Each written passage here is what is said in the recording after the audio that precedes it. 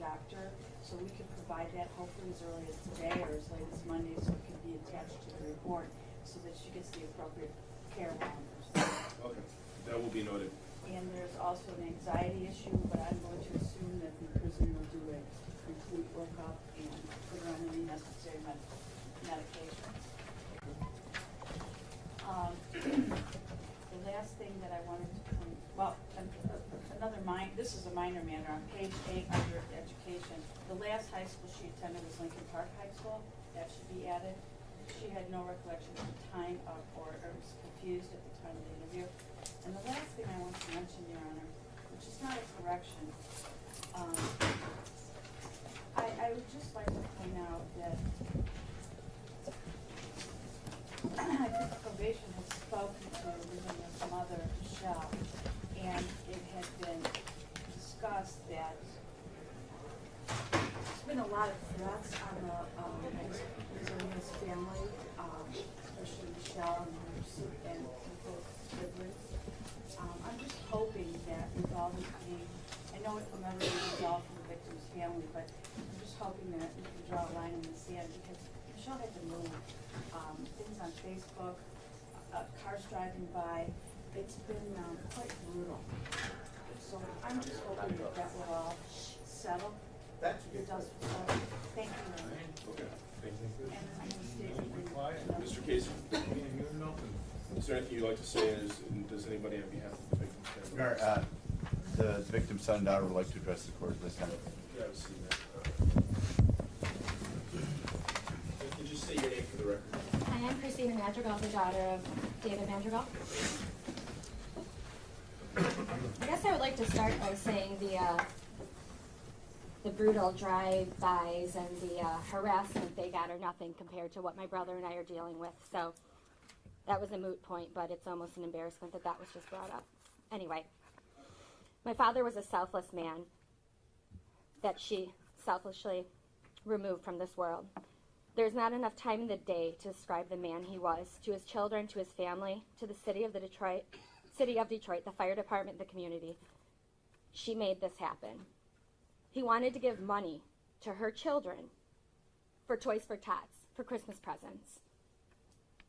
Instead, she brought her 6-year-old son to the house and 2 men to deceive, rob, and ultimately kill my father. You involved both of your children. Not only do my brother and I have to live our lives without our father, your own children are affected by your selfish actions. I have no sympathy for you, but I do for your children. You're selfish, you're sick, you're disgusting. I hope you feel the pain I feel every day when I wake up and I remember this isn't a nightmare. This is my life. My father won't be able to walk me down the aisle. Neither will hers. He won't meet his grandchildren, and he'll never enjoy the retirement he worked 26 years, dedicating his life to the city of Detroit. 20 years in prison is nothing compared to what you took, the life of my father. You will be able to see your family. Heaven has no visiting hours. At least my brother and I know that my father died a proud man because of the 2 children he and my mom raised. We will continue his legacy forever. I hope you rot in prison. You're a sorry waste of human life. I'll see you next time. This is his badge, his Detroit Fire badge. I carry this with me everywhere so that I can at least feel his presence, because that's all I have right now. He was such a proud man. He was such a good person. Nothing can describe who he was. Nothing I can say up here can do that, but you know, this is what we have. This is the most we can get. All 3 people that were involved will at least spend time behind bars. Not enough, but you know, this is what we get. Thank you. Thank you. And the son, David mentioned. David Madrigal. Go ahead. So, ever since the night that I discovered my father, moving forward to today, I have spent every morning and every night speaking to him, talking to him, having these crazy conversations as if there's some part of him still around.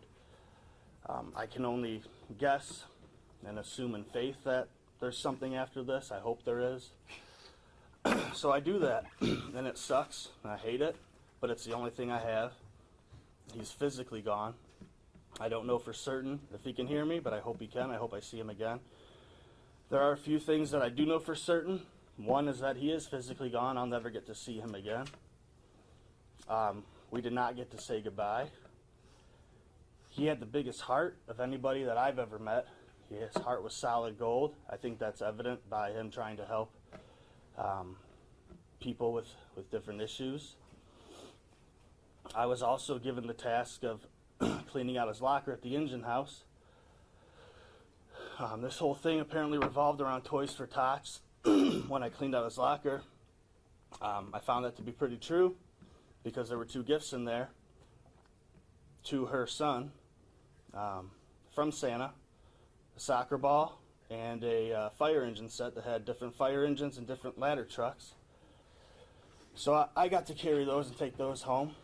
And this year in Toys for Tots, we had the fire department give them to another family. So I know for certain that happened. And just like every morning and night, I get to talk to my dad and think about things like that. I need you to think about the fact that he had bought your kid gifts and he had intended on giving them to you for your kid. You didn't give him that chance. Neither did your comrades over there in prison. So with that, I want you to think about that every morning when you wake up and every night when you go to sleep. And if the trouble ever gets too much to bear, please do me a favor and the rest of us taxpayers and kill yourself.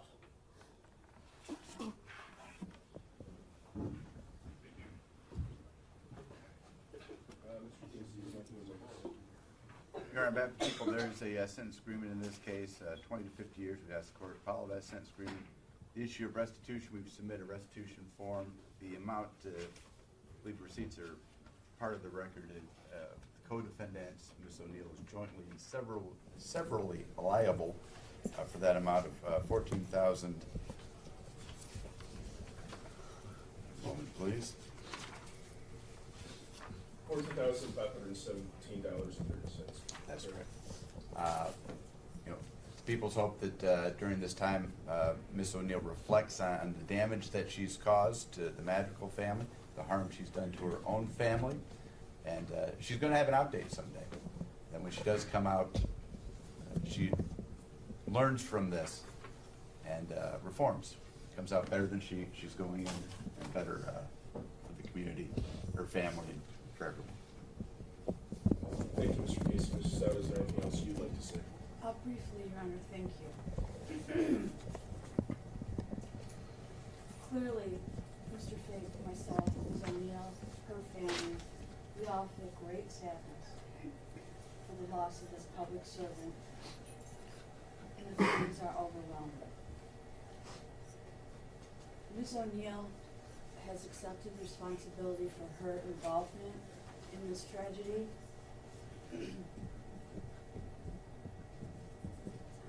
Although we must always remember Mr. Soto's unexpected and unnecessary act of killing Mr. Madgrigal, nonetheless, Ms. O'Neill now understands the definition of felony murder, and our remorse, her family's remorse is great. And she too, and we hope for peace for the family, and we also intend for Ms. O'Neill, as she does for herself, to give back while she's incarcerated. There are ways to do that, to give back to fellow inmates and to the community, so that when the time comes, she'll come out a better person.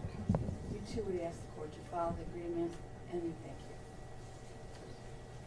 you. Ms. O'Neill, is there anything you'd like to say? All right, well, Mr. Madgrigal gave his life to protecting others and was a true hero in our community. He would walk into danger and literally risk his life so others could be safe. But because of the defendant's actions, he wasn't even able to be safe in his own home. He showed so much kindness to others. Our community lost a hero because of these vicious acts.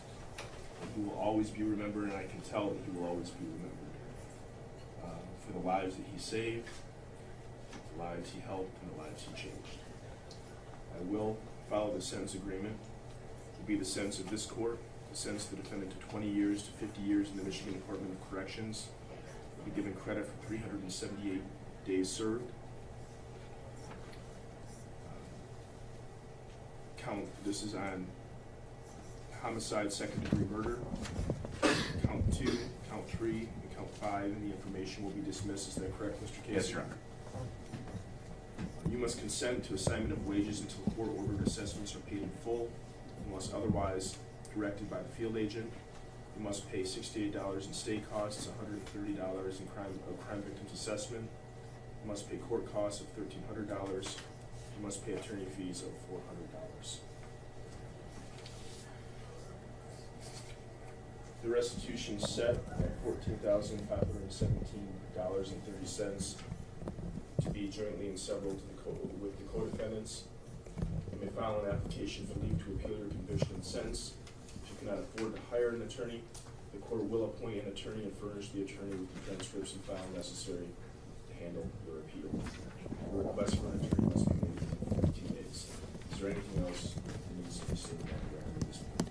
Just for on that, people, we've reviewed the guidelines. They appear I appreciate that. Thank you. Ms. Stout, the guidelines are correct. I agree, Your Honor, and I'll submit that letter as soon as possible. The sentence is within the guideline range. That is correct. Thank you. Thank you, Your Honor. Thank you very much, Your Honor. All right. Thank you. Stuck in there real quick.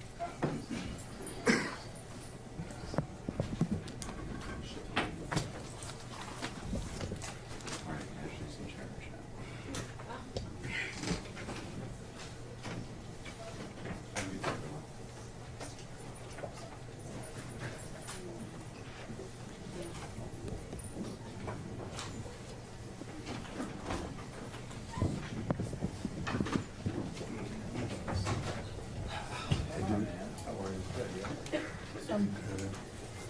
I guess we didn't pay a lot of attention to the Love you, baby girl.